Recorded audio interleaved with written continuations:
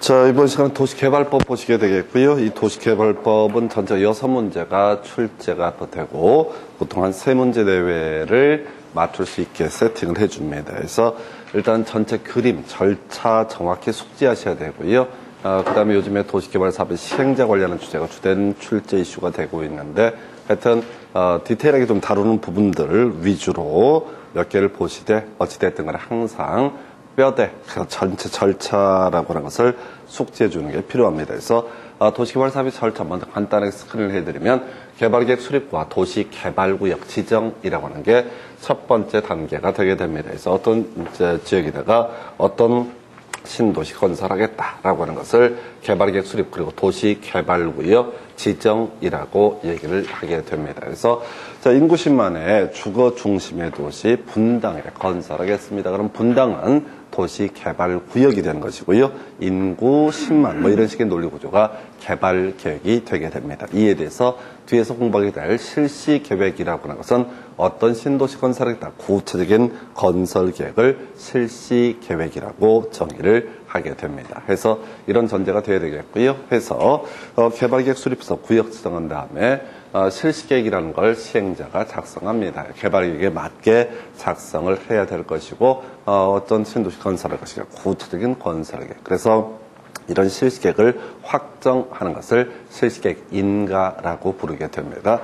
실시계획 인가가 있으면요, 이때부터 착공의 문제가 발생할 테고 나중에 쟁점 중에 하나가 2년 내 사업에 착수를 해야 된다. 이런 것들이 하나의 뼈대가 되게 됩니다. 그리고 나서 수용 방식과 환지 방식이라는 개념으로 대비를 볼 수 있는데 수용 방식이라고 하는 것은 사업 시행자가 보상금 주고 땅을 안 팔겠다는 사람에게 보상금 몇 푼 쥐어주면서 강제로 땅을 뺏어내는 것을 수용이라고 부르게 될 것이고 환지 방식이라고 하는 것은 도시개발 사업의 시행자가 보상금 주지 않고 땅을 모아서 도시개발 사업을 한 다음에 다시 토지로 분배하는 방식을 환지 방식이라고 부르게 됩니다. 그래서 이 도시개발 사업의 시행 방식에 크게 이제 수용 방식과 환지 방식이 있을 것이고 그 외 작년 문제에서는 혼용 방식이라는 주제가 하나의 출제 이슈가 됐고 요 얘기는 전체를 다 아울러서 바로 부동산 학계론을 공부하시다 보면 개발관리론 영역에서 주체에 따른 분류에 이어서 도시개발 사업의 분류라고 해서 수용 방식, 환지 방식,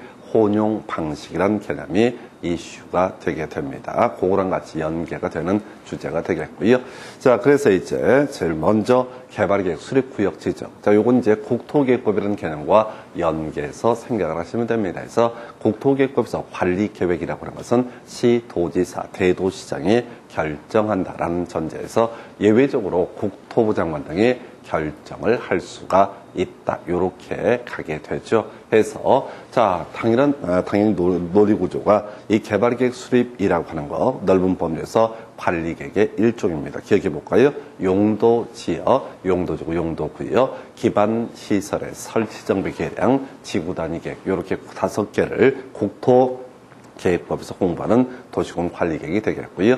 그 외에도 도시개발사업, 정비사업도 넓은 범주에서 관리계획의 일종이 됩니다. 그래서 국토계획법에서는 도시고운계획시설사업과 도시개발사업과 정비사업을 묶어서 부를 때 도시고운계획사업이라는 용어를 썼던 바가 있었고요. 관리계획 자체가 원칙적으로 시도지사, 대도시장이 결정하고 예외적으로 국토부 장관이 결정을 하게 됩니다. 그래서 자, 국토부 장관이 결정하는 관리계획. 그래서 원칙은 좀 이따 지문 한두 개 체크해 드릴 텐데 중요치 않아요. 자, 지문에서는 대도시시장, 도 밑에 있는 시 중에서 인구 50만 이상의 시를 가리켜서 대도시라고 부르게 되는데 이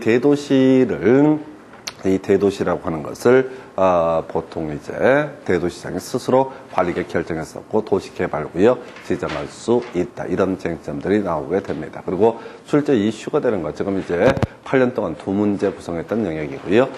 바로 국토부 장관이 도시개발구역을 지정할 수 있는 경우 5개가 있습니다. 그 중에서 출제 이슈가 되는 건 3가지. 사실 주로 나왔던 것은 요청과 제안이라고 하는 것이 이슈가 됐었고요.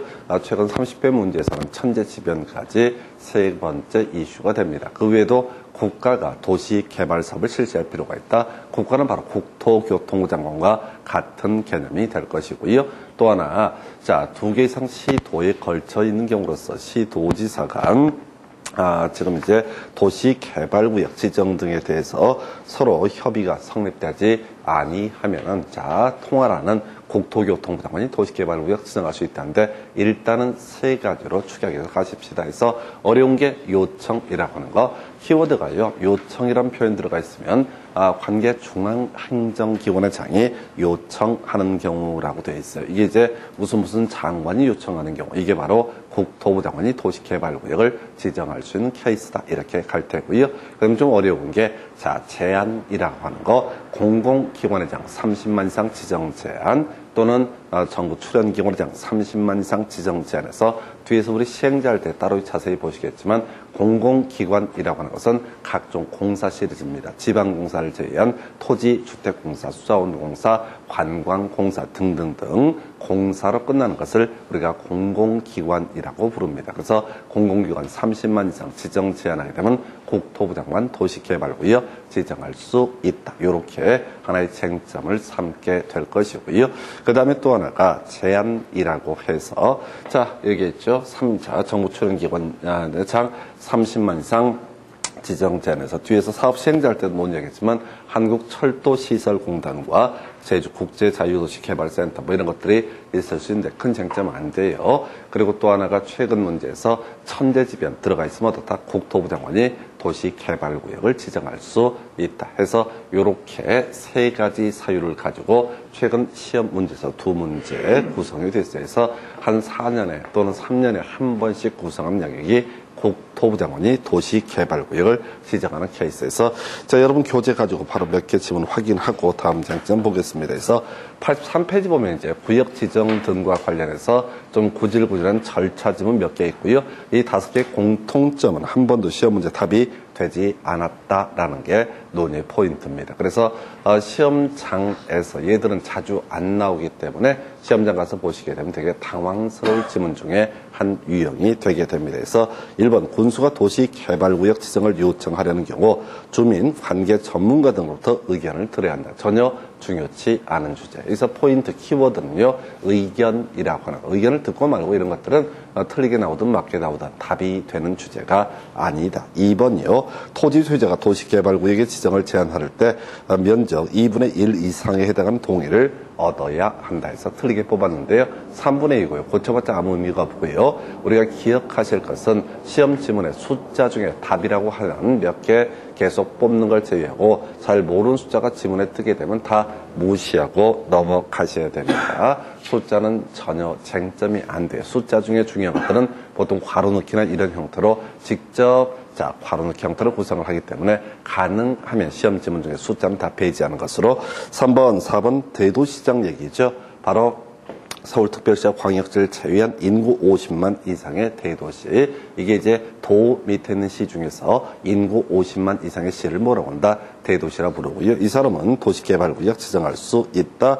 4번 틀리게 뽑았네요. 대도시장 지정할 수 없고 라고 해서 틀리게 뽑아냈습니다. 그래서 큰 쟁점 안 되고요. 5번 상당히 기네요. 시험 문제 보실 때, 실제 풀 때는 버리고 넘어가실 지문입니다. 너무 길어요. 그래서 2개 이상 도시개발 사업이 필요하다고 인정되는 지역이 2 이상의 도의 행정구역에 걸쳐 있고, 자, 그러면 이제 2개 이상 시도에 걸쳐서 도시개발 사업을 할 때는 2개 이상 시도지사가 협의를 해야 됩니다. 그래서 지정한 사람이 될 텐데, 문제는 협의가 되지 아니할 때 협의해서 도시개발구역을 지정할 자를 도시개발구역을 지정할 자를 정한다. 이렇게만 되어 있어요. 그래서 틀리게 구성이 되는데 이건 쫓아가시면 안 되고요.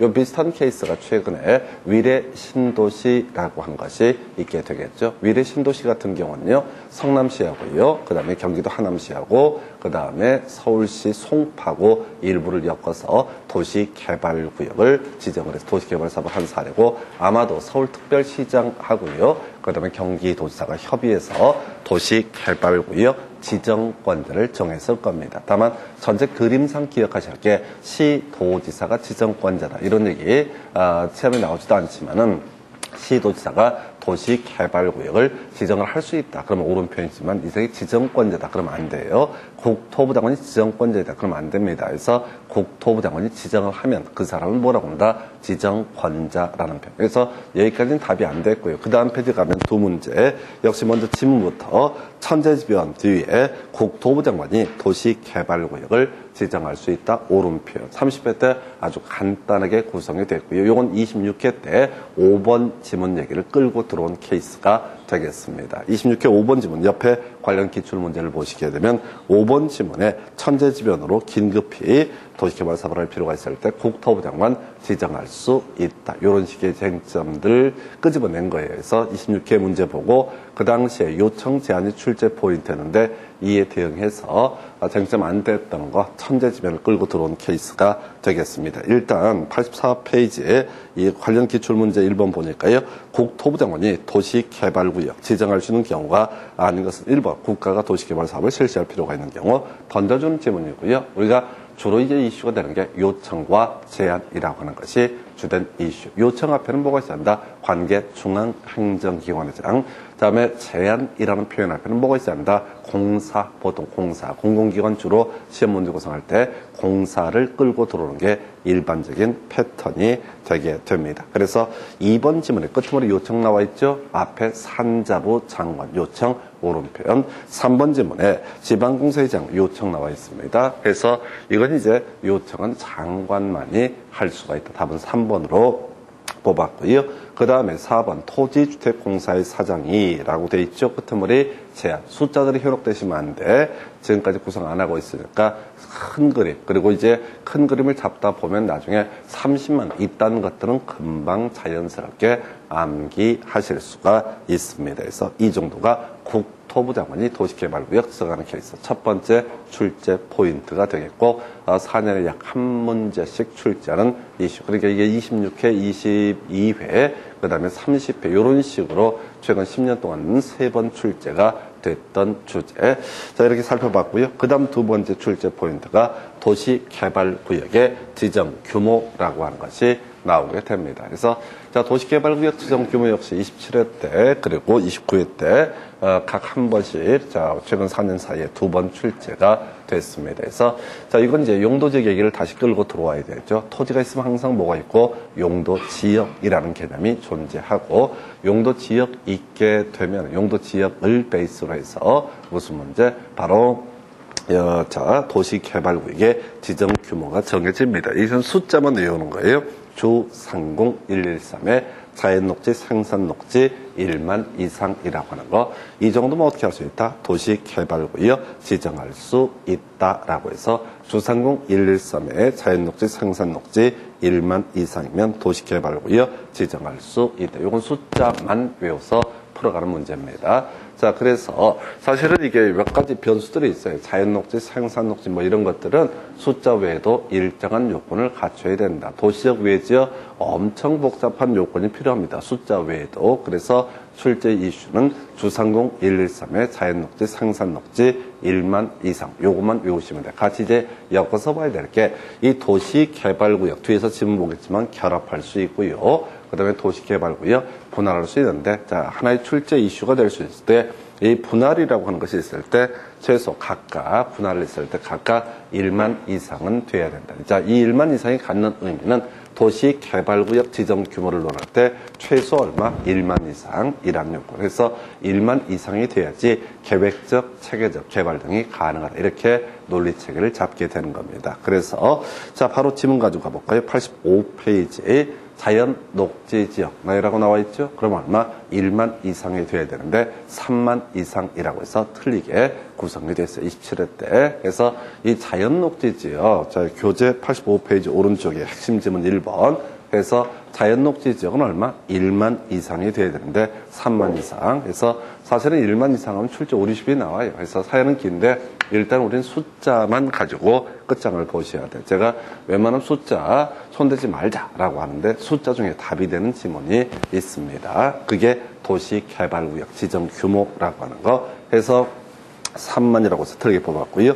그 밑에 관련 기출문제 29회 때 문제 도시개발구역 지정할 수 있는 대상 지역 규모 등에 관해서 괄호에 들어갈 숫자를 바르게 나열한 것은 해서 주거적 상업지역 얼마 1만 이상이 돼야 되고요. 그 다음에 공업적은 3만 이상, 자연녹지, 생산녹지는 각 1만 이상이 돼야 됩니다. 그래서 이게 이제 요즘에 새로운 문제 경향 중에 하나예요. 바로 괄호넣기 문제이고요. 항상 도시개발 법령을 그대로 카피하면서 각 항목에 연결된 숫자를 올바르게 연결하셔. 그래서 자, 요렇게 1311 뭐 이런 식으로 답은 2번으로 뽑게 되는데 자, 어찌 됐든 이 숫자는 무조건 외우고 들어갈 거. 27에 29회니까 올해 31회니까 어쩌면 또 내더라도 지장이 없을 테고요. 여기서 문제의 포인트는 특히 주상공이 이슈가 되는데요. 그저 숫자만 물어봅니다. 예를 들어서 광역도시계획이 수립되지 아니한 주거지역 2만 제곱미터, 예, 도시개발구역 지정할 수 있다.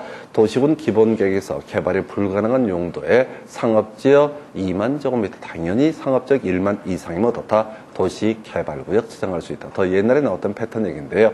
앞에 수식어가 뭐가 붙어있든 간에 주상공 113에 요것만 들어가면 어떻게 할 수 있다? 도시개발구역 지정할 수 있다. 이렇게 갑니다. 나머지도 되게 어렵게 나왔던 적도 있어요. 근데 모든 문제의 결론은 뭐라고요? 그저 주상공 113의 자연녹지, 생산녹지 1만 이상 등 숫자 요건만 충족을 하면 어떻다? 도시개발구역 지정할 수 있다. 그리고 같이 엮어서 볼게요. 분할이라고 하는 거. 최소 하나의 도시개발구역은 얼마? 1만 이상은 돼야 된다라는 전제하에서 바로 분할 관련해서 1만 이상이라는 개념이 나오게 됩니다. 여러분 교재 86페이지 가서 보시게 되면은 자, 도시개발구역에 자, 결합 분할 관련한 질문 간단하게 보겠습니다. 한 번도 답이 안 됐어요, 아직까지는. 근데 지금 이제 29회 때 주상공 113의 자연녹지, 생산녹지 1만 물어봤거든요. 이거 응용 들어가면 분할 얘기밖에 낼 게 없습니다. 그래서 분할했을 때 얼마? 각각 최소 1만 이상은 돼야 된다. 요 쟁점을 잡아내죠. 1번 지정권자 도시개발사업 효율적 추진을 위해서 필요하다고 인정하는 경우 결합해서 구역 지정할 수 있다. 2번 서로 떨어진 둘 이상의 지역은 결합해서 지정될 수 없다. 없다. 틀린 표현. 패턴 잡아내셔야 돼. 자, 특히 공법 문제는 제가 처음부터 끝까지 거의 찍는다 이런 컨셉으로 가셔야 된다고 그랬어요. 그래서 질문을 문제가 쭉 주어지게 되면 뒤만 살살살 봐야 돼. 없다, 틀렸다 이런 식으로 이렇게 체크를 하고 들어가시게 되면은 이게 대강 세팅이 돼요. 그리고 이 문제 풀어갈 때 대박인 게 이런 식이에요. 이 도시개발구역이라고 하는 거. 자, 지금 이제 틀린 걸 고르셔서 없다가 답이 돼버리는 경우, 틀리게 낸 경우, 이런 것들은 나머지 지문 4개를 보실 필요가 없기 때문에 시험 볼 때 되게 스트레스를 덜 받아요. 근데 이 공법이라고 하는 과목을 다른 나머지 과목과 똑같이 진지하게 보시게 되면은 아주 아작이 납니다. 그래서 이게 그래요. 이게 이제 합격하시는 분들의 모양새를 보아하게 되면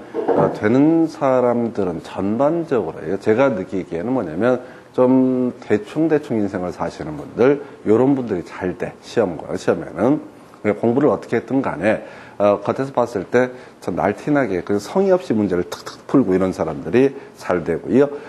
그 다음에 이제 꼬이는 인생들이 뭐냐면 해설 쓰시는 분들, 문제를 해설을 쓴다고 왜 이게 틀렸냐면 아주 웃기고 자빠져 있는 거죠. 그래서 그런 짓거리 좀 하지 마시고요. 돌아서면 다 잊어버릴 거니까 계속 기본만 계속 다지시는 거야. 기본만. 그래서 약간 찍어낸다는 컨셉으로 특히 공법이라는 과목이 제일 심각해요. 이건 진짜 답이 안 나와요. 오죽했으면 제가 찍기를 다 연구를 하겠어요. 그 정도로 이 과목의 양이 방대해서. 그래서 없다, 틀렸다면서 옆으로 좀 샜고요. 3번 질문, 도시개발구역이 둘 이상의 사업시행지로 분할되는 경우 각 1만 이상 이해된다. 이 질문 앞으로 답을 뽑을 만한 질문, 그동안 안 냈던 것 중에서 4번 질문, 도시개발구역의 총면적이 1만 제곱미터 미만일 때 분할해서 지정할 수는 없다가 돼야 되죠. 이건 이제 응용 들어간 지문입니다. 분할했을 때 각 얼마 1만 이상이 돼야 되기 때문에 애초에 1만 미만인 경우가 있을 수가 없어. 논리 자체가 성립하지 않아요. 그런데 하여튼 1만 미만이라고 치고 또 그걸 분할해서 지정할 수 있다. 그러면 이건 틀린 표현, 아주 어렵게 나왔던 문제 패턴입니다. 왜? 전제 요건 자체가 말 자체가 성립하지 않기 때문에. 근데 시험 보실 때는 이게 안 보이거든. 왜 1만 미만이 됐을까? 뭐 이렇게 이제 또 생각하실 수 있거든. 그래서 하여튼 그 정도까지. 그 다음에 이제 논의할 주제가 도시개발구역 지정의 효과 등 해서 2가지 정도의 주제를 묶어서 보게 될 텐데요. 자, 도시개발구역 지정의 효과 해서 도시개발 사업은요, 기본적으로 도시개발구역 내에서 이루어집니다. 나중에 정비사업은 정비구역 안에서 이루어지게 됩니다. 그래서 도시개발사업이 뭐다 이런 것들은 벌써 한 20년 넘은 그런 문제 패턴이 되겠고요. 자, 좀 피곤한 것 중에 하나가 도시개발구역, 특별히 도시지역으로 결정 고시된 것으로 본다. 왜? 지구단위 계획구역으로 결정 고시된 것으로 본다. 이런 게 있어요. 이런 것들도 공부를 많이 하다 보면 욕 나와요. 우리 국토기획법에서 지구단위 계획구역 관련해서 외웠던 주제가 뭐가 있었냐면 지정해야 한다, 할 수 있다. 요거 비교하는 게 출제 포인트. 그래서 우리가 이제 외워달라고 했던 게 이런 게 있었죠. 정택 10년, 녹지 30은 어떻다? 지정해야 된다. 나머지는 다 어떻다? 지정할 수 있다. 이런 식으로 갔어요. 근데 이제 그 법을 보면은 도시개발구역 지정할 수 있다라고 돼 있었어요. 국토계획법에서. 근데 그 도시개발법에서는 이 도시개발구역은 뭐로 본다? 지구 단위 계획구역으로 본다라는 법조문이 있어요. 앞뒤가 안 맞잖아요. 앞에서는 지정할 수 있다라고 지구 단위 계획구역으로 지정할 수 있다라고 국토계획법에서는 얘기하다가 여기서는 또 지정된 것으로 본다 이런 개소리를 하고 있어. 그래서 공부가 적당히 되시게 되면 완전히 미쳐버립니다. 앞뒤가 안 맞으니까. 그냥 그런 거예요. 중요한 거 아니고요. 그냥 흘려보내셔야 돼. 문제는 이런 식이죠. 아까 우리가 도시적 외지역 같은 경우에도 뭘 지정할 수 있다? 예를 들어서 자연환경 보전 지역에도 도시개발구역을 지정을 할 수가 있다. 이렇게 전제가 됐습니다. 그래서 자, 그러면 이 땅에다 개발할 수 있는 거냐? 개발 못합니다. 모든 토지 이용 규제는 뭘 중심으로 굴러간다? 용도 지역을 중심으로 굴러가요. 그래서 이 도시개발구역 부분을 개발을 하려면 용도 지역을 도시지역, 현재 자연환경 보전지역에서 도시적으로 변경을 해줘야지 개발을 할 수 있습니다. 그래서 빨리빨리 신도시 개발하기 위해서 도시개발구역은 특별히 뭐로 본다? 도시적으로 결정 고시된 것으로 본다라는 명제를 만들어내게 됩니다. 자, 그런데 어떤 지역이 도시개발구역으로 지정이 됐을 때 경우의 수가 2개로 나눠지게 됩니다. 도시개발 사업이 다 완료가 되는 경우, 예를 들어서 수용 방식일 때는 공사 완료 공고, 환지 방식일 때는 환지 처분 공고라는 용어를 쓰게 될 텐데, 이렇게 자 정상적으로 완료가 되는 경우도 있게 될 것이고, 중간에 도시개발구역이 나가리가 된 경우도 있습니다. 신도시 개발하려다 없던 일로 돌리는 경우도 존재합니다. 그래서 우리 법에서는 도시개발구역은 특별히 도시지역으로 결정 고시된 것으로 본다라는 명제가 있게 될 것이고, 거기서 파생되는 주제, 만약에 도시개발구역이 나가리가 되게 되면 용도지역도 다 과거로 환원돼야 된다라고 이렇게 정의를 하게 됩니다. 근데 시험에서는요, 예외가 출제가 돼요. 자, 도시개발 사업이 완료가 되면, 즉 공사 완료 공고나 환지 처분 공고가 있게 되면은 이때는 도시개발구역 해제가 된 것으로 볼 텐데, 다만 용도지역이라고 하는 것은 다 환원되지 아니한다. 신도시 만들려고 도시개발구역 정했는데 신도시가 완성이 됐습니다. 그렇다고 해서 과거의 용도적, 자연환경 보전적으로 환원시킬 이유는 없다라고 해서 그냥 외우시면 돼. 이게 진짜 어려운 얘기거든요. 그래서 자, 포인트 뭐라고요? 용도 지역만 지구단위 계획구역은 폐지된 것으로 보지 않고 용도적으로 환원되지 아니한다라고 되어 있는데, 우리가 기억하실 것은 옳은 것을 고르셔도 다 환원되지 아니한다. 자, 틀린 걸 고르셔도 다 환원된다. 이렇게 심플하게 가주실 지문. 이건 너무 어려워요, 사실은. 너무 어렵기 때문에 지금 27회 때 가면 구성이 되고 바로 제가 국토계획법 문제랑 비교를 해드릴 텐데 그저 암기하실 게 뭐라고요? 환원되지 아니한다. 제가 설명드린 이 과정을 다 이해하시고 알면 좋겠지만은 실제 시험장에서는 마지막 환원된다와 환원되지 아니한다만 가지고 구성하니까 혹시 복습을 하실 것 같으면 이 파트를 볼 때 뭐라고요? 완료 환원되지 아니한다. 완료 환원되지 아니한다. 이렇게 외우고 넘어가시면 되는 사안입니다. 그래서 바로 지금 보니까요. 87페이지 1번 질문, 도시개발구역 지정은 도시개발사업 공사 완료 공고일에 해제된 것으로 보다 다음 날이 빠져 있어요. 그래서 우리가 앞에서 공부할 때 다음 날 다 들어갔습니다. 빠졌던 게 딱 하나 있었죠. 자, 도시군 관리계획 결정의 효력, 지형도면에 고시가 된 날부터 효력이 발생한다. 그걸 제외하고는 다 언제였어요? 다음 날. 예를 들어서 시가화 유보 기간이 끝난 날의 다음 날. 또 이제 제일 간단한 게 도시군 계획시설 결정의 고시로부터 20년 내 사업이 시행되지 않으면 20년이 된 날의 다음 날. 뭐 이런 것들 몇 개가 있었죠. 또 기반시설 부담구역 지정되고 설치계획 수립하지 않으면 1년이 된 날의 다음 날 기반시설 부담구역 지정은 실효가 되게 된다. 항상 다음 날 들어갑니다. 그 빠져서 틀린 건데 몰라도 돼. 그저 기억할 건 뭐라고요? 환원되지 아니한다. 해서 용도지역으로, 과거의 용도지역으로, 지정 전의 용도지역으로 환원되거나 폐지된 것으로 보지 아니한다. 오른편 뽑아냈고요. 이 주제는 사실은 앞에서 국토기획법에서 비슷한 문제를 구성을 하죠. 23페이지 가서 체크를 또 한번 해보겠습니다. 비슷한 논리 구조인데 23페이지 가서 보시게 되면 자, 택지개발지구 특별히 어떻다? 도시지역으로 결정 고시된 것으로 본다라는 명제가 23페이지에 있습니다. 그런데 택지개발지구가 지정되면 완료가 되는 경우도 있지만은 중간에 나가리가 되는 경우도 있습니다. 그래서 거기서 포인트, 나가리가 되면은 이때는 바로 과거의 용도적으로 환원된다 이렇게 봐야 되겠고, 완료가 되면 어떻다? 환원되지 아니한다. 그래서 바로 지문 확인해 보면 23페이지 오른쪽에 첫 번째 1번 지문이요. 택지개발지구 점점점 환원된 것으로 본다라고 해서 23페이지에 틀리게 구성이 됐습니다. 겁나 길어서 읽다가 지쳐버려요. 기억할 건 뭐라고요? 환원된다. 틀린 편, 환원되지 아니한다. 오른편. 그래서 이 문제를 지금 출제하는 기술을 보면 25회 때 국토기획법이 27회 때인가요? 24회 때 지금 도시개발법인가가 출제가 돼. 그래서 위치가 전혀 다르지만 본질적으로 다 똑같은 주제. 그래서 암기하실 게 뭐라고요? 환원된다. 틀린 편, 환원되지 아니한다. 오른편. 이유는 출제 이슈가 원칙은 안 되기 때문에 환원된다는 안 나와요. 무조건 시험에는 예외만 출제가 되기 때문에 환원되지 아니한다라고 하는 것을 출제 이슈로 삼게 됩니다. 그 정도로 봐야겠고요. 그 다음에 이제 하나 더 주제.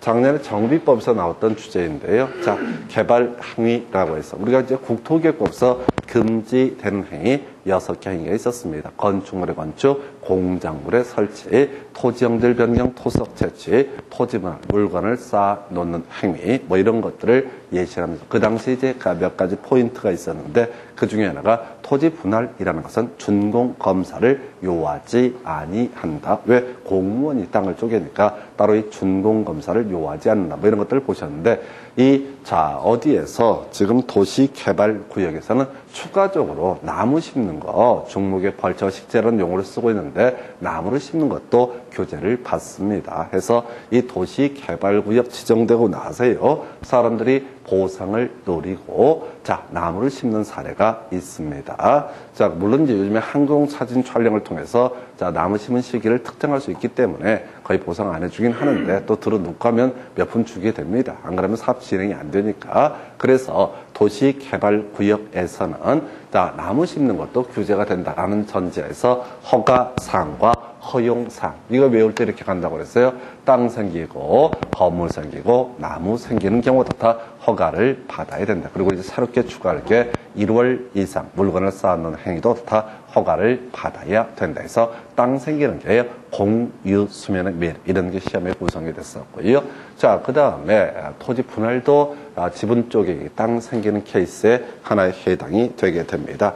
그 다음에 거무 생기는 게 가설 건축물을 포함한 건축물의 건축이라고 하는 거. 그 다음에 이제 나무 생기는 게 중목에 벌쳐 식재하고요. 경작지에서 관상용 중목의 임시 식재라고 하는 거. 식재라는 것이 키워드, 나무 심는 거. 자, 그 다음에 마지막 물건을 1월 이상 쌓아 놓는 행위. 이런 행위는 어떻다? 허가를 받아야 된다 해서 자, 요걸 외울 때 그냥 문장으로 외우면 헷갈리니까 땅 생기고 나무 생기고 건물 생기고 자, 1월 이상 쌓아 놓는 행위는 어떻다? 허가를 받아야 된다. 이렇게 이제 한국말로 좀 풀어서 가시는 게 암기가 더 편하십니다. 자, 이 주제는 25회 때 30회 때 정비법에서 출제가 됐어요. 그래서 아까 제가 이제 24회 때 25회 때 왔다 갔다 하면서 국토계획법과 도시개발법을 넘나들면서 출제하는 것들을 보여드렸어요. 좀 이따 이제 도시개발 사업 비용 부담할 때 도시개발법과 국토계획법을 넘나들면서 행안부 장관이 결정하는 바에 따른다. 이런 것을 가지고 답을 뽑는 걸 분석해 드릴 거예요. 그래서 출제위원들이 문제를 구성할 때는 자, 어떤 특정한 영역에서 똑같이 기출문제를 낸다는 것이 아니라 흐름을 보게 되면 법을 넘나들면서 비슷한 주제를 가지고 출제하는 게 일반적인 출제 기술이 되게 됩니다. 자, 그래서 뭐 굳이 나중에 뭐 그런 것도 나와요. 국토기획법 청문사유가 28회 때 지문에 구성이 되니까 주택법에서 청문사유가 이제 시험 문제 답이 됐던 적이 있습니다. 그래서 하여튼 얘들의 문제에 출제하는 것들을 보면은 그래서 그걸 보고 분석해서 냈는지 어떤지 모르겠으나 하여튼 맥락은 다 비슷하게 흘러가게 됩니다. 그런 전제하에서 땅 생기고 나무 생기고 건물 생기고 1월 이상 물건을 쌓아 놓는 행위 이런 행위는 어떻다? 허가를 받아야 된다 해서 이 정도까지 정비법 관련해서 비교 설명드렸고요. 그 다음에 이제 검토할 게 개발계획이라고 하는 거. 자, 우리가 이제 사실 개발계획과 도시개발구역은 동시다발적으로 이루어지는 게 일반적인 모습입니다. 그래서 스토리가 이런 식이에요. 도시개발구역이라고 하는 것과 개발계획은 별개의 것이 아니다. 그래서 인구 10만의 도시를 분당에 건설하겠다라고 한다면 그게 동시에 발표하지. 그거 먼저 인구 10만의 도시를 건설하겠습니다. 거기 참 분당입니다. 이렇게 발표하지 않습니다. 근데 뒤에서 공부할 때 시골 같은 경우는 나무 못 심게 하려고 먼저 도시개발구역을 지정하는 사례가 있기 때문에 그 예외 대응해서 우리 법에서는 도시개발구역을 지정하고자 할 때는 개발계획을 수립해야 된다라는 원칙을 세워두게 됩니다. 현실은 거의 동시다발적이에요. 그래서 개발계획 수립하고 구역 지정하는데 이 개발계획이라는 게 넓은 범주에서 관리계획의 한 내용입니다. 그래서 뭐 기준 같은 건 다 국토부장관이 정한다. 이제는 숙달되실 내용이고요. 이 개발계획은 관리계획의 상위계획인 기본계획, 광역도시계획에 맞게 수립이 돼야 되고 자, 이 실시계획이라고 하는 것은 기준점이 돼요. 그리고 나중에 실시계획이라고 하는 것은 어떻다? 개발계획에 부합되게 수립이 돼야 된다. 해서 신도시 건설함에 있어서 어떤 신도시 건설할까 큰 틀의 그림을 개발계획이라 부르고 실시계획이라고 하는 것은 어떻다? 구체적인 계획을 의미한다. 뉘앙스. 그래서 다시 한번 실시계획인가 있게 되면 2년 내 사업에 착수라는 거 좀 이따 설명을 드릴 거예요. 자, 그래서 뭐 여기까지는 그렇다 치고 자, 이 개발계획 수립 시기라고 하는 거 지금 8년 기준으로 한 문제인데 10년 기준하면 두 문제 답을 뽑습니다. 그래서 일단 스토리를 잡으면 시골 얘기합니다. 자, 우리가 앞에서 시골 관련해서 어떤 공부를 했냐면 성장관리 방안 수립 대상 지역이라고 하는 거. 이 성장관리 방안도 요걸로 또 한번 기사가 났는데 하여튼 이제 저 같은 경우는 그 신문 기사 제가 이제 아는 파트니까 부동산에 관한 영역들은 기사 뭐 내용을 보면은 기자보다는 더 많이 알죠. 걔들의 보도자를 보고 그렇게 쓰는 거고 어쨌든 기사를 보게 되면 이 댓글 이 쓰는 애들 보면서 경악을 금치 못합니다. 매번 느끼는 건데 하여튼 우리 앞으로 그런 거 자격증 하나 만들었으면 좋겠어요. 댓글 자격사라고 해서 내가 그거 연구해갖고 진짜 사설 자격증을 만들어야 돼. 하여튼 새끼들이 더럽게 무식해. 그 기사와 전혀 다른 얘기를 그걸 거꾸로 해석을 해갖고 막 댓글을 쓰는 거야. 나 그거 보다가 이런 무식한 새끼들은 댓글을 못 쓰게 법을 만들어야 되는데 이런 생각을 혼자서 아침에 오면서 그 댓글 보면서 짜증이 나가지고 뭔 기사였냐면 성장관리 방안은 우리 공부할 때 어떻게 공부했어요? 성장관리 방안은 시골에다 수립하는 것이다. 시골에다 수립하는 것이다. 그래서 자 시골이 아닌 걸 기억하자고 그랬어. 성장관리 방안 수립할 수 없는 지역이 뭐죠? 주상공 지역은 어떻다? 성장관리 방안 수립할 수 없다라고 하는 거. 자, 같은 맥락이에요. 그래서 이 성장관리 방안 그 기사의 취지가 뭐냐면 무분별한 난 개발을 막기 위해서 좀 디테일한 규제를 하자는 것을 성장관리 방안이라 부른다라고 해서 하여튼간에 정부에서 이제 지자체에 대해서 성장관리 방안을 그동안에는 그냥 인센티브를 부여하는 방식으로 어떻게 한다? 수립하면 지자체한테 일정한 보조금을 더 추가 교부하는 방식으로 유도하다가 이번에 정부 지침 자체가 난개발 막기 위해서 뭐라겠다? 지자체한테 강제로 성장관리방안을 수립하도록 이렇게 법을 바꾸겠다 이런 내용의 기사였어요. 그래서 그 내용들 보니까 이런 식이더라고요. 실제 성장관리방안이 어떻게 적용이 되는 거냐면 우리가 이제 공단 말고요. 개별 작은 소규모 공장들 있지 않습니까? 개별 공장.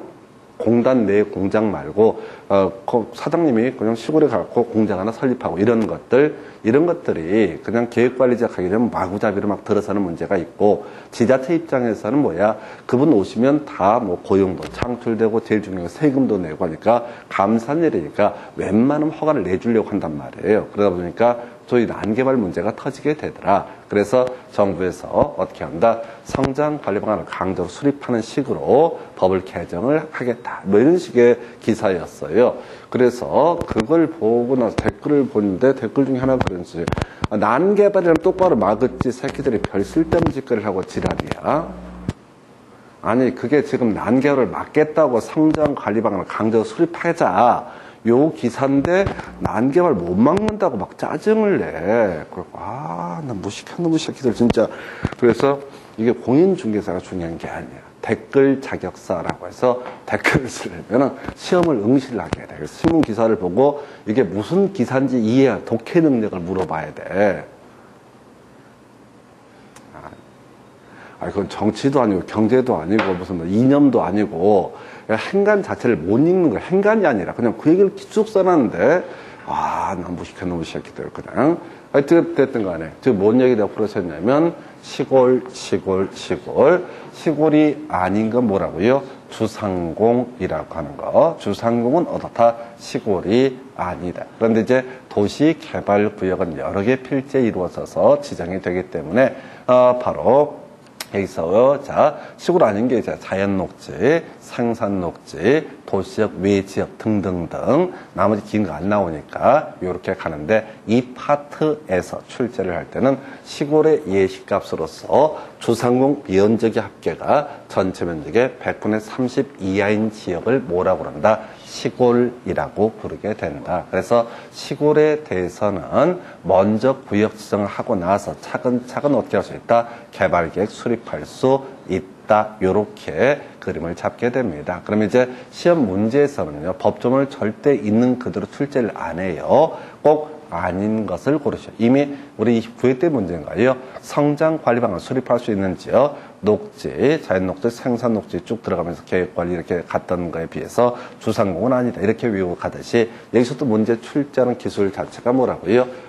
주상공 면적 합계가 전체 도시개발구역의 100분의 30을 초과하는 지역. 요건 어떻다? 시골이 아니다라고 하는 거. 이걸 통째로 아예 외우고 들어가셔야 돼. 이게 22회 때인가 출제가 되고요. 그 다음에 이게 아까 지금 회차를 지금 보시게 되면은 얘가 몇 회 때 출제가 되냐면 26회 때 출제가 되고 4년 정도 중인데 30회 때 안 나온 게 특이한 거예요. 지금 나올 때가 됐는데요. 일단 시골에서는 먼저 구역 지정한 다음에 어떻게 할 수 있다? 바로 개발계획 수립할 수 있다. 이유는 단순합니다. 시골에다가 개발계획 수립하려고 먼저 나가서 조사하면 소문 나가지고 투기가 발생하니까 먼저 도시개발구역을 지정을 해서 나무도 못 심게 막고 그 다음 차근차근 어떻게 하자? 개발계획을 수립하자. 이런 논리 구조고요. 그저 모든 얘기는 시골이냐 아니냐. 주상공 미연적 합계가 전체 면적의 100분의 30 이하가 되면 어떻다? 이걸 우리가 시골이라 부른다. 얘는 항상 거꾸로 나와요. 바로 주상공 미연적 합계가 전체 면적의 100분의 30을 초과하는 지역, 여기는 시골이 아니니까 구역 지정한 다음에 개발계획 수립할 수 없다라는 명제가 나오게 됩니다. 바로 지문 가지고 볼까요? 일단 89페이지 제일 위에 있는 지문은 뭐 어렵지 않은 지문 참고하고 버리시고요. 두 번째 지문은요. 자연 녹지 지역 의에서 도시개발구역을 지정한 이후에 개발계획을 수립하는 것은 허용되지 않는다. 틀렸죠? 없다랑 같은 표현이죠. 않는다, 없다. 나중에 이제 국어 문법만 연구하셔야 돼. 않는다, 없다. 다 같은 표현이죠? 이런 부정적인 표현은 거의 없습니다. 법조문에. 그래서 자연녹지지역 시골이니까 구역 지정한 다음에 개발계획을 수립할 수 있다라고 할 것. 2번. 계획관리지역에 도시개발구역을 지정할 때 구역을 지정한 후에 개발계획 수립할 수 있다라고 해서 이것도 시골이죠? 시골에 있어서 다 구역 지정한 후에 개발계획 수립할 수 있다. 근데 얘는 틀리게 나오든 맞게 나오든 답이 아니에요. 다음 페이지 가면 박스형 문제로 구성을 하게 됩니다. 더 이렇게 길게 돼 있는데요. 자, 아닌 것을 고르시오 라고 돼 있죠. 다시 법조문 구조상 우리 법에는 뭐만 나와 있다고요? 시골만 나와 있습니다. 그래서 시골이 아닌 것을 고르시오 라는 표현이 되게 될 것이고요. 답 5번인가요? 해당 도시개발구역에 포함되는 주거지역이 전체 도시개발구역의 100분의 40인 지역 이렇게 돼 있죠. 그러면 주거지역이 100분의 40이면 이문 100분의 30을 초과하기 때문에 이때는 시골이 아니다. 이 문제는 22회 나올 때도 똑같아요. 미리 마음에 준비하십시다. 그냥 무조건 이 문제는 주상공 미연적 합계가 100분의 30을 초과하는 지역. 이걸로 100% 출제가 이루어지게 됩니다. 이유는요. 이게 법조문 순서상 시골의 종류에서 제가 여기 설명할 때는 제일 위에 깔아버리는데 원래 법조문은 제일 뒤에 6번째 항목이 있기 때문에 출제위원들 입장에서는 수험생이 여기까지 외웠나 안 외웠나 테스트하는 거예요. 제일 마지막 항목을 갖고 출제를 하는 케이스에서 요건 무조건 30% 초과하면 어떻다? 시골 아니야. 그래서 제가 잘 설명드렸잖아요. 이제 명절 때 문자 보냅니다. 자, 좋은 명절 보내시고 등등 어디 잘 갔다 오고 시골일 때도 뭐 안전하게 귀향길 되시고 등등등 배운 사람답게 자 친구한테 시골 가냐고 먼저 물어봐야 되잖아요. 그래서 지금 뭐라고요? 자 전체 면적 대비 주상공 면적의 합계가 100분의 30 이하인 지역에 내려가느냐 이렇게 물어보면은 하여튼 간에 막 지랄을 하겠지. 뭔 소리인지 몰아먹으니까. 그럼 이제 통화에 설명해 주는 거야. 시골이냐고 물어봤어. 그래서 그럼 너는 이번에 시골 가냐? 이렇게 물어보게 되면 나는 100분의 30 초과야. 이렇게 얘기하시면 됩니다. 그래서 100분의 30 초과는 뭐라고요? 시골이 아니다. 라고 하는 거. 그래서 자, 100분의 30 초과는 어떻다? 시골이 아니다. 시험 문제는 뭘 물어본다고요? 다음 중 시골이 아닌 것은 이라고만 물어볼 수 있어요. 왜냐면 다음 중 시골은 이렇게 물어봤다면 개판돼 버려요. 왜? 나머지 지문 4개를 소설을 써야 되거든. 출제위원들이 귀찮아서 그렇게 안 냅니다. 한 개 바꿔치기해서 내는 게 출제 기술이지 4개를 막 소설을 쓰려면 얼마나 머리가 터져버리겠어. 그러니까 출제인들은 그게 부지런하지 않아요. 그래서 요건 이제 4년 정도 주기, 4년 내지 5년 정도 주기. 그래서 지금 이제 22, 23, 22회 때부터 찾으면 9년 동안 2문제 출제했었고 우리 자연녹지나 계획관리지역은 사이드로 흘러가는 지역은 문장 형태로 나올 때는 사이드고요. 그 다음에 다이렉트로 지금 주기상 26회 마지막 구성이 됐으니까 충분히 나올 수 있는 거. 기억할 게 뭐라고요? 다음 중 시골이 아닌 것은 나오게 되면 뭐라고요? 30 30초가, 시골이 아닌 것은 함부라고요. 30초가 이렇게 바로 다이렉트로 가주실 거예요. 그래서 자, 개발계획 수립 시기 예외적인 항목 설명드렸고요. 그 다음에 이제 개발계획에 관한 부분, 작년에 이제 개발계획에서 유치한 거 물어봤었죠. 시행 방식의 의미. 용 깊이 가면 안 돼요. 쓸데없는 거 막 진지하게 외우면 안 돼. 자, 그래서 우리가 이제 개발계획에서 시행 방식을 결정합니다. 신도시 개발 사업할 때 수용 방식으로 할 것이냐, 환지 방식으로 할 것이냐를 개발계획에서 결정을 하게 되는데, 이 개발계획에서 어떤 경우에 수용 방식으로 할 것인지, 환지 방식으로 할 것인지, 또는 혼용 방식으로 할 것인지를 결정을 하게 됩니다. 그래서 어떤 경우 수용 방식, 계획적 들어가면 어떻다? 수용 방식. 그럼 나머지 들어가면 뭐가 된다? 환지 방식. 환지 방식 외우시면 안 돼. 지가 높아 뭐 이런 거 있는데 이걸 외워봤자 실제 실익이 없습니다. 그리고 나서 혼용 방식이라고 하는 것이 있죠. 그래서 혼용 방식은 섞어서 하는 방식이고요. 두 개 도시 개발구역 분할을 해서 하나 섞어서 하는 것을 분할 혼용 방식. 그 다음에 분할하지 않고 섞어서 하는 방식, 비분할 혼용 방식 또는 미분할 혼용 방식. 뭐 용어 자체는 없습니다. 근데 솔직히 한번 생각을 해봐요. 도시개발 사업 하는데 수용 방식과 환지 방식을 섞어서 하는 것까지는 좋아. 근데 분할 안 하고 한다고 쳐봐요. 진짜 아사리 판일 겁니다. 아니, 어디서부터 어디까지 수용이고 어디부터 어디까지 환지고 이렇게 분할을 해야 정상이지. 분할을 안 하고 하는 건 골 때리는 상황이 될 거라고. 그런데 어찌됐든 법에서는 뭐라고요? 사업 시행지구를 따로 분할하지 않고 수용 또는 사용 방식과 환지 방식을 혼용해서 수행하는 방식이란 것도 어떻다? 있을 수가 있다. 요건 조금 주의해서 보셔야 돼. 왜? 제일 뒤에 있는 말이거든요. 자, 30회 때는 분할 혼용 방식이라고 하는 게 17회 시험에 나왔다가 거의 14년 만에 출제가 됐어요. 한 번도 그 사이에 관련 지문도 내지 않다가, 그러다가 이제 30회 때 나왔으니까 오히려 우리가 기억할 것은 비분할 혼용 방식이라는 거, 토지 개발 분할 안 하고도 수용과 환지를 섞어서 할 수 있다. 이게 상식적으로 생각하면 말이 안 된다고. 현실적으로 무조건 분할을 할 거예요. 그런데 법에서는 어떻다고요? 바로 비분할 혼용 방식이라는 개념도 존재하게 된다. 이렇게 해서 하나 살펴드렸고요. 그리고 나서 자, 경우의 수 몇 개 체크해 보겠습니다. 자, 이게 좀 어려울 수가 있는데요. 자, 우리 앞에서 개발계획에서 시행 방식을 결정을 한다. 그래서 경우의 수가 수용 방식이 될 수도 있겠고 환지 방식이 될 수도 있을 것이다. 혼용 방식은 섞어서 하는 거니까 어차피 각각을 적용을 하면 되니까 수용 방식에서는 제일 처음에 기억하기 어려운 건데요. 세목이라고 하는 거, 개발계획에서 수용 방식으로 가기로 결정을 하게 되면 여기다가 소위 뭘 해야 된다?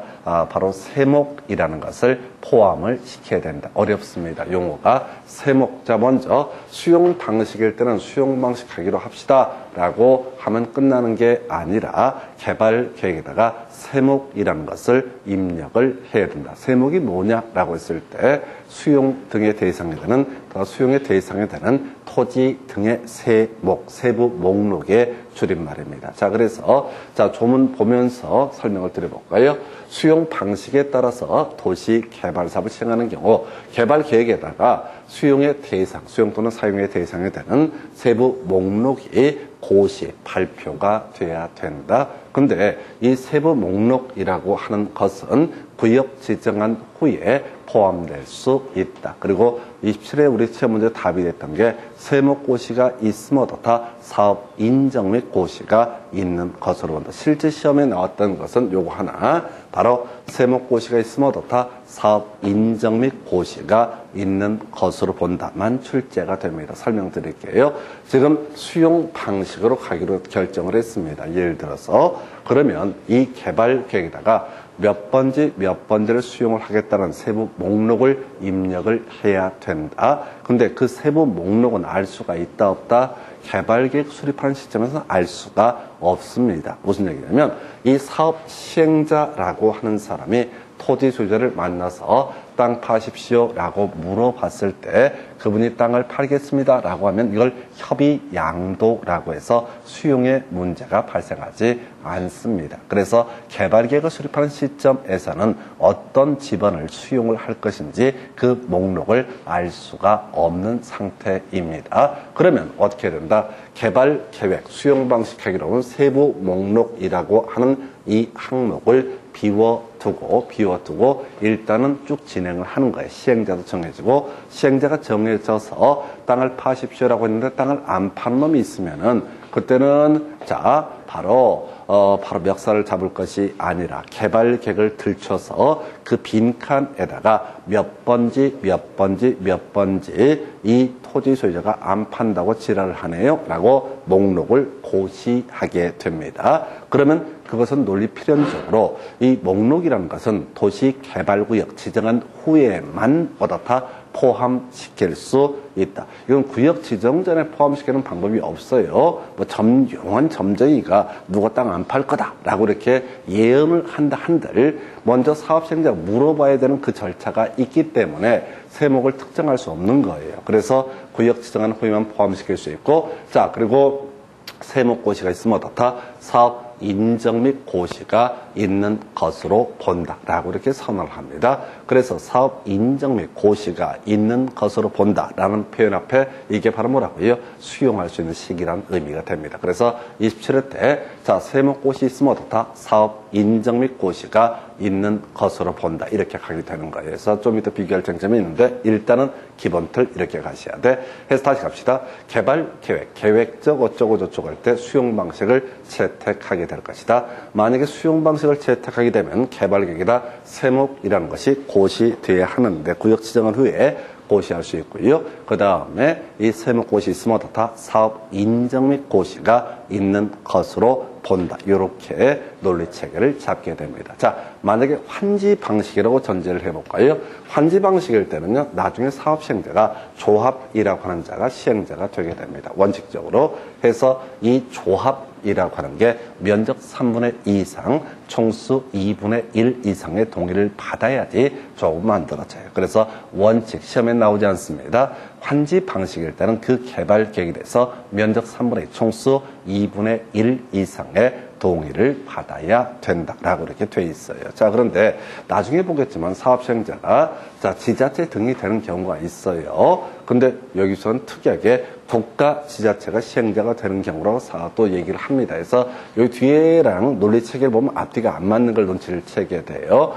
뒤에서 환지 방식일 때 예외적으로 지자체 등이 시행자가 된다라는 표현을 쓰거든요. 그 지자체 등에는 국가는 포함이 안 된다라는 게 법조문이에요. 근데 여기서는 뜬금없이 환지 방식일 때 사업 시행자가 국가 또는 지자체인 경우는 조합을 만들 것이 아니기 때문에 동의를 요하지 않는다라고 이렇게 구성을 합니다. 그래서 이게 모순이라고 여기서는 국가 또는 지자체라고 얘기하다가 나중에 시행자 파트에서 공부할 때는 지자체 등이라는 표현을 쓰면서 그 지자체 등의 범주에 뭐는 포함이 안 된다. 국가가 포함이 안 된다라고 하는 것을 30회 때 출제하고 말았어요. 아주 개 짜증나게 문제 구성하는 거야.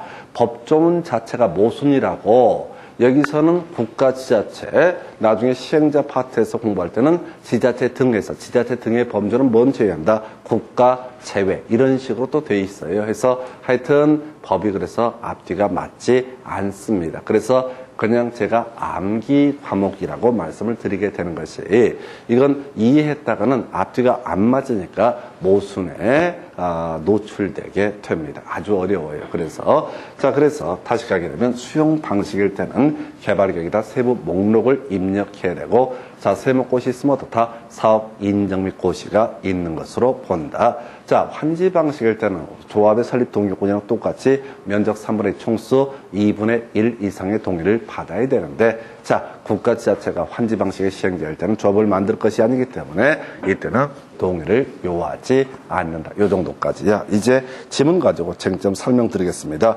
91페이지 가서 보시게 되면 거기 핵심 지문 하나 나와 있죠. 괜찮은 지문 나와 있습니다. 보니까 포함시킬 수 있다라고 나와 있죠. 예, 그래서 제일 중요한 단어 뭐라고요? 포함한다, 옳은 표현, 포함하지 않는다, 틀린 표현. 패턴 잡아내달라고 그랬어요. 요즘에 아주 30회 때 도배했던 문제입니다. 포함된다라는 표현은 옳은 표현, 포함되지 않는다는 틀렸다고요. 텍스트를 읽지 마시라고. 그 읽어봐봤자 다시는 안 나올 지문이니까 딴 걸로 바꿀 테니까 개발 계획에 포함될 내용이 법에 무려 19개입니다. 그래서 사람이 외울 수가 없어요. 자, 그래서 이게 이제 지금 16년 사이에 한 3번 나왔어요. 자, 포함된다, 포함되지 않는다. 이 파트에서는. 근데 무조건 문제 구성할 때 포함한다, 옳은 표현, 포함하지 않는다, 틀린 표현. 패턴 하나 설명드렸고요. 넘어가서 92페이지 위에 박스 보시게 되면은 이렇게 되어 있습니다. 시행자는 도시개발 사업의 시행 방식을 수용, 토지 등을 수용 또는 사용하는 방식, 그 다음에 환지 방식, 혼용하는 방식 중에서 정해서 국토부 장관의 허가를 받아야 된다 해서, 자, 지금요 이렇게 가십시다. 시행 방식을 결정하는 사람은 누굽니까? 라고 했을 때 지정권자가 시행 방식을 결정하죠. 개발 계획을 수립했던 사람이 누굽니까? 바로 지정권자이기 때문에 시행 방식 자체 결정은 누가 한다? 지정권자가 하게 됩니다. 근데 여러분 교재 본문을 보면은 그 오른쪽, 자, 여러분 교재 92페이지 제일 위에 있는 문장 한번 읽어볼까요? 도시개발사업 시행자가 수용, 사용하는 방식이나 환지 방식, 혼용하는 방식으로 시행할 수 있다라고 되어 있죠. 그러니까 이게 이제 법조문 자체에 또 모순이 있는 거야. 시행 방식을 결정하는 사람은 누구죠? 지정권자가 애초에 개발계획 수립할 때 결정을 하거든요. 그런데 실제 도시개발 사업을 시행하는 사람은 누굽니까? 시행자. 시행자가 마치 선택할 수 있는 것처럼 법조문이 되어 있습니다. 근데 모순이에요. 당연히 누가? 바로 지정권자가 결정을 하는 건데, 하여튼 시행이라는 형식, 나중에 변경할 수 있기 때문에 시행이라고 하는 것은, 시행 방식은 먼저 지정권자가 정해주고요, 나중에 시행자가 변경할 수 있다, 이렇게 가야 돼요. 근데 이제 법조문을 보시게 되면 마치 시행자가 지 멋대로 시행 방식을 결정할 수 있는 것처럼 되어 있고요, 별 의미는 없습니다. 다만 의미상 뭐 허가를 받거나 이럴 사안은 아니다라고 하는 거, 이렇게 봐야겠고요. 그러니까 이게 지금 2번 지문, 그래서 1번 틀렸고요. 어려웠어요. 2번 지문요, 계획적, 들어가면 끝말에 무슨 방식? 수용 방식이라고 해야 되죠. 근데 환지 방식으로 했으니까 틀린 표현. 3번 지문, 분할 혼용 방식은 수용 또는 사용 방식이 적용되는 지역과 환지 방식이 적용되는 지역을 사업 시행지구별로 분할해서 시행하는 방식이다라고 해서, 자, 요걸 옳게. 그럼 이 주제가 30회 답이 나왔으면 앞으로 예상되는 게 뭐라고요? 비분할 혼용 방식이라고 하는 거, 요거 시험 지문에 내면 사람들이 말도 안 된다고 생각할 겁니다. 사업 시행지구를 분할하지 아니하고 수용 또는 사용 방식이나 바로 환지 방식을 혼용하는 방식이라고 하는 것, 이렇게 하면은 보통 이렇게 할 수는 없다, 이런 식으로 구성을 하게 될 거예요. 그러면 느낌상 아주 좋거든. 그렇지. 수용 방식, 환지 방식 분리를 해야 되는데 어떻게 분할을 안 하고 할 수 있어? 당연히 틀렸다라고, 분할하지 아니하고 할 수 있다 그러면 틀렸다라고 수험생들이 생각하기 십상이라고. 그래서 지금 이 주제가 30회 때 답이 됐으니까 지금 우리가 준비할 것은 그 다음 주제 비분할 혼용 방식이라고 하는 것도 충분한 출제 이슈가 되게 됩니다. 그리고 앞에 계획적 어쩌고 저쩌고 이런 것들은 기승전결의 기에 해당되기 때문에 틀리게 나오든 맞게 나오든 답을 뽑는다 안 뽑는다 안 뽑는다 이렇게 가주셔야. 다음은 지문에 뜨니까 쉬운 거 계획적 들어가면 어떻다? 수용 방식 딱 요 정도까지만 끊어서 가시는 겁니다. 그 다음에 이제 그 4번 지문 끝머리 없다니까 틀린 거예요. 없다니까 틀렸다고요? 지금 이제 지문 분석하면서 계속해서 느껴야 되는 게 찍어내는 훈련들 하셔야 돼. 지문 다 읽어서 안 돼요. 지금 한두 번 듣고 서너 번 듣고 네다섯 번 하더라도 이게 기억에 남을 거란 생각 자체도 하지 마세요. 답도 우리가 다 못 외워요. 양이 많아서. 그래서 답을 풀어가 답을 찍어내는 게 기술이다. 그러려면 구질구질한 것들을 다 쳐내는 게 그게 지혜다라고 설명을 드립니다. 그 정도. 그 밑에 27회 때인가에 답이 있던 명제죠. 수용 또는 수용의 대상이 되는 토지 세부 목록을 고시한 경우, 자, 끄트머리 사업 인정 및 고시가 있었던 것으로 본다 해서 어려웠어요. 세목고시 있으면 어떻다? 사업 인정 및 고시가 있었던 것으로 본다. 이게 나왔으니까 간단하게 도시개발법 가서 한 개만 체크해드리고, 국토개혁법 가서 한 개만 체크를 해드리도록 하겠습니다. 여러분 교재 46페이지 가면은 요 근래는 안 나왔고요. 18회 때 답이 나왔던 주제. 자, 국토개혁법 가면 도시군 객시설 사업에 있어서 수용이라는 개념이 있습니다. 거기서는요, 실시 계획을 고시한 때, 사업 인정 및 고시가 있었던 것으로 본다라는 본문이 있게 됩니다. 제가 밑줄을 그어놨어요. 수용권이라고 해서 46페이지 시행자 보호조치 2번 수용 및 일시사용권에서 수용권이라고 해서 실시 계획을 고시한 경우 사업 인정 및 고시가 있었던 것으로 본다라는 명제 나와 있죠. 예, 요거 이슈가 될 거라고요. 그래서 27회 때 도시개발법에서 세목고시 있으면 어떻다? 사업 인정 및 고시가 있는 것으로 본다. 그러면 이제 혹시 요 문제를 짝 있게 한 게 국토계획법에서는 실시계획고시. 외울 때는 국토계획법이 앞에 나오니까 그 다음에 도시개발법이 뒤에 나오니까 그래서 실세고시 있으면 어떻다? 사업 인정 및 고시가 있는 것으로 본다. 요렇게 가시면 좋겠습니다. 그렇게 설명을 드렸고요. 그 다음에 이제 여러분 교재 다시 돌아와서 93페이지. 자, 2번 지문이죠. 국가가 도시개발사업 시행자일 때 동의를 받아야 한다. 저처럼 이렇게 설렁설렁 넘어가셔야 돼. 일단 틀렸죠. 그 다음에 3번 지정권자가 도시개발 사업을 환지 방식으로 시행하려고 개발계획 수립하는 경우 사업 시행자 지자체 끄트머리 동의를 받을 필요가 없다인데 워낙 중요한 질문. 없다 중에 옳은 특이한 케이스죠. 그 다음에 4번 지정권자는 도시개발 사업을 환지 방식으로 시행하려고 할 때 사업 시행자가 지자체일 때 끄트머리 동의를 받아야 한다라고 해서 틀렸죠? 해서 요렇게. 근데 이제 뒤에 가서 시행자 파트를 보다 보면 지금 사업 시행자가 국가 지자체 할 때 동의를 요하지 않는다 이렇게 얘기하면서 나중엔 딴 얘기를 합니다. 환지 방식일 때 기본적으로 토지 소유자 조합이 시행자가 돼야 되는데 지자체 등이 시행자가 되는 경우 어떻다? 동의를